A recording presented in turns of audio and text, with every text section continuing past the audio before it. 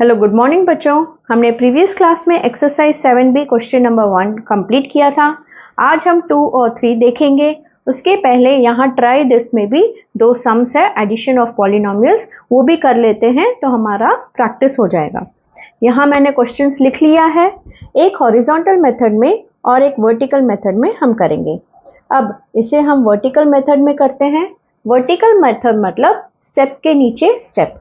अब हमारा पहला अलजेब्रिक एक्सप्रेशन है x cube plus x square plus 1 और नेक्स्ट अलजेब्रिक एक्सप्रेशन है x plus x cube plus 6। तो अब ये जो एक्स है वो लाइक टर्म इस एक्स के नीचे आएगा और ये जो एक्स क्यूब है इसके आगे प्लस साइन है, ये एक्स क्यूब इसके नीचे आएगा, एक्स क्यूब के नीचे एक्स क्यूब। और ये जो हमारा कांस्टेंट है सिर्फ नंबर और नंबर के नीचे आएगा, मतलब ये एक्स स्क्वायर की प्लेस खाली है तो हम वहां लगा देंगे 0। नेक्स्ट है x square plus 3। X square के नीचे आएगा, इसके आगे कोई साइन नहीं मतलब प्लस, एक्स के नीचे आएगा, इसके आगे साइन है प्लस और 3 के आगे प्लस, सो नंबर के नीचे नंबर, तो हमें ये ऐड करना है। अब ये प्लेस खाली है तो हम यहाँ डाल देंगे 0। अब देखिए बच्चों, इसके आगे जिसके आगे कोई नंबर नहीं है आप 1 समझकर चलिए। सो 1 + 1 2x cube, 1 + 1 + 1 3x, 1 + 1 2x square, 1 + 6 7 7 + 3 10। So this is your answer. अब इसे हम हॉरिजॉन्टल मेथड से करते हैं।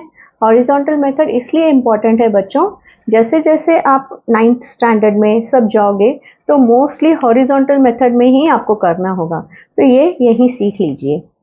अब ये है हमारा फर्स्ट एक्सप्रेशन, तो इसे हम ब्रैकेट में लिखेंगे और इस एक्सप्रेशन को ब्रैकेट में डालेंगे और इस एक्सप्रेशन को दूसरे ब्रैकेट में। अब ये एडिशन ऑफ पॉलिनोमियल्स है तो हम 2 एक्सप्रेशन के बीच में प्लस का साइन लगाएंगे। अब देखिए बच्चों, कभी भी ब्रैकेट के बाहर अगर प्लस हो तो साइंस चेंज नहीं होंगे, तो हम जब ओपन करेंगे bracket, x square y cube plus x y square plus 2xy square plus xy। क्यों साइंस चेंज नहीं हुए बच्चों? क्योंकि ब्रैकेट का मतलब है मल्टीप्लिकेशन और इसके आगे कोई साइन नहीं मतलब plus.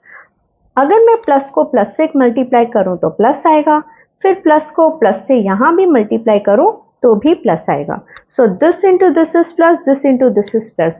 So this is proving that bracket के बाहर प्लस हो तो साइंस वोंट चेंज। अब लाइक टर्म्स को देखते हैं। क्या इस लाइन में कोई ऐसा वेरिएबल है एक्स स्क्वायर वाई क्यूब? नहीं, तो एक्स स्क्वायर वाई क्यूब को हमें ऐसे ही लिखना है, तो ये हो गया। अब नेक्स्ट एक्स वाई स्क्वायर कोई और है? हाँ, यहाँ है एक्स वाई स्क्वायर, मतलब ये दोनों लाइक टर्म्स है, इसे ऐड कर सकते हैं।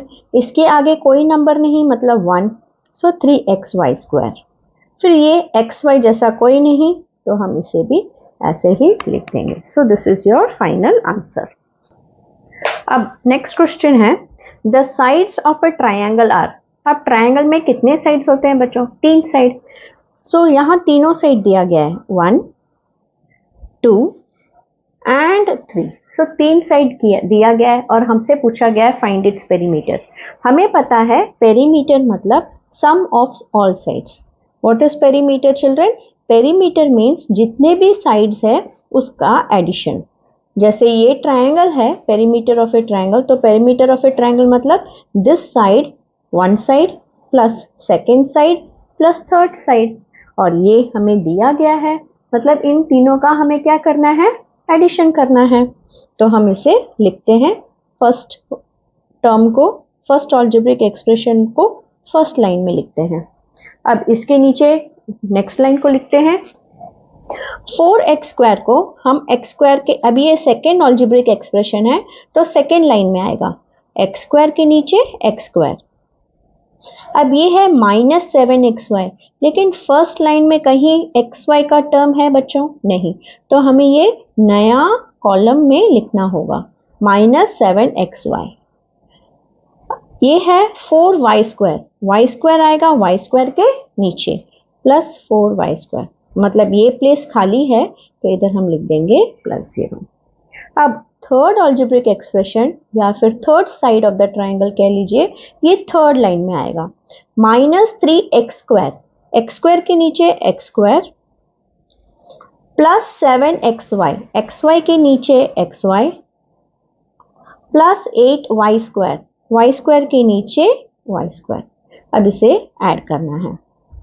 अब देखिए बच्चों, +3 -3 कैंसिल हो जाएगा तो यहां से बचेगा 4x²। अब 8 + 4 12, अब यहां कोई नंबर नहीं है मतलब 1। 8 + 4 12, 12 - 1 11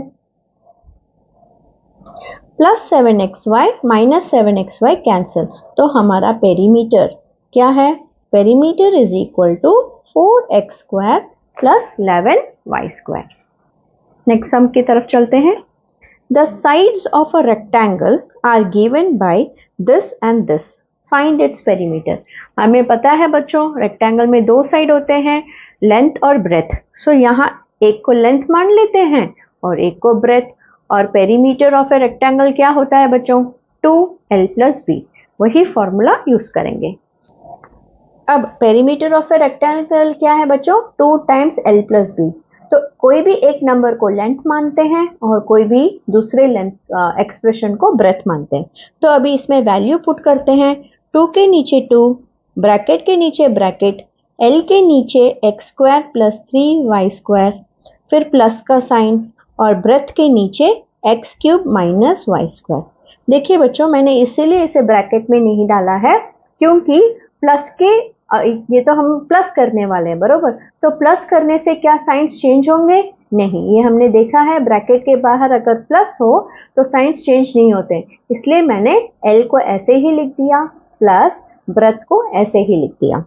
अब देखिए बच्चों, इसमें कोई लाइक टर्म्स है तो पहले उसे सॉल्व करना है। क्या x² जैसा कोई टर्म है? नहीं, तो x²। क्या y² के जैसा कोई टर्म है? हाँ है। 3y² - 1y² is 2y²। क्या x³ के जैसे कोई टर्म है? नहीं, तो ये है हमारा सिंप्लीफिकेशन। ठीक है, अब 2 बाहर है और ये ब्रैकेट है, मतलब हमें 2 को हर किसी टर्म के साथ मल्टीप्लाई करना होगा। 2 × x² is 2x², प्लस के नीचे प्लस, 2 × 2y², 2 × 2 = 4, 4y², प्लस के नीचे प्लस, यहाँ कोई नंबर नहीं मतलब 1, 2 1 = 2, x³। So this is your perimeter of a rectangle. ठीक है बच्चों, होप आपको अच्छी तरह से समझ में आ गया। इसी के साथ हमने जो एडिशन ऑफ पॉलिनोमियल सीखा था, पार्ट 3 खत्म हो चुका है। मतलब इसके आगे अब सब्ट्रैक्शन ऑफ पॉलिनोमियल्स है। तो एडिशन ऑफ पॉलिनोमियल्स हमने बिगिनर्स लेवल देखा, फिर क्वेश्चन नंबर 1 देखा, आज हमने क्वेश्चन नंबर 2, 3 और ऐड भी कर लिया। होप आपको एडिशन ऑफ पॉलिनोमियल्स अच्छी तरह से समझ में आ गया। So be ready to learn subtraction of polynomials in our next class. तब तक के लिए बाय।